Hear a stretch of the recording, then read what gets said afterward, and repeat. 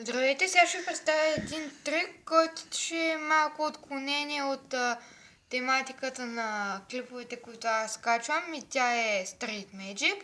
Това е един трик, който ми беше поръчан от един мой приятел, но той няма канал в YouTube и не можа да напише в коментарите и ми го каза лично, и аз сега реших да направя за него този трик. Как започва трика? Раздавам в три купчинки цялото тесте.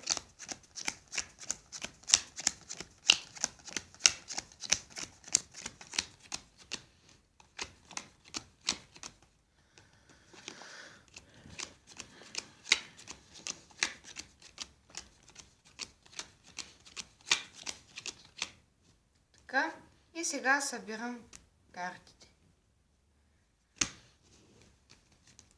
Цепя няколко пъти.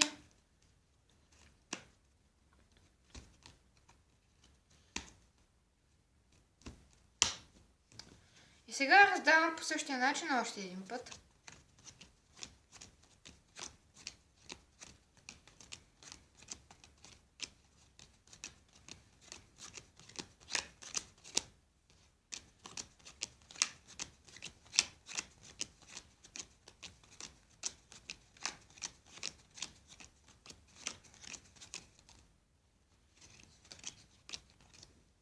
И сега отново събирам купчинките. И пак цепя.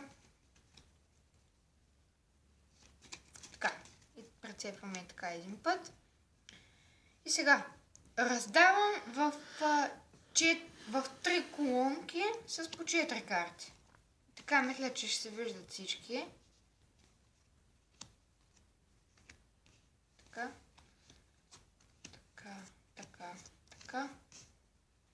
Така, така, така, така. И изваждам първо со. Ще го оставя ето тук. Ето тук. Не. Ето тук ще го оставя малко настрани. Сега отново по същия начин.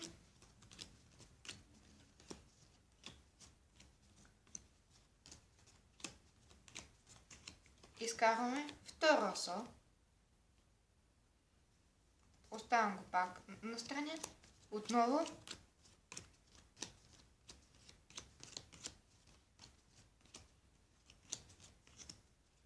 Изкарваме трето со. Оставям го и него настрани за последен път.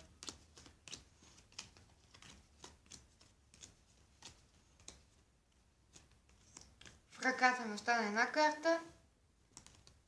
И тя е именно четвъртото со. Така, добре, ние изкарахме 4 са. Обаче не това е интересното. Интересното е, че аз тук раздавах в купчинки и да видим какво е станало.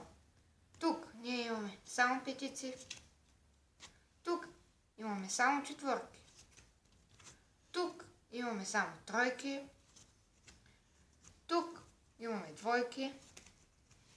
Тук са деветките. Тук са осмиците.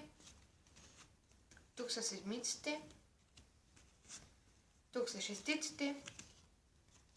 Тук са поповете. Тук са дамите. Тук са валетата. И тук са десятките. Така, това беше трика. Надявам се да ви е харесал. Ако е така, го харесайте.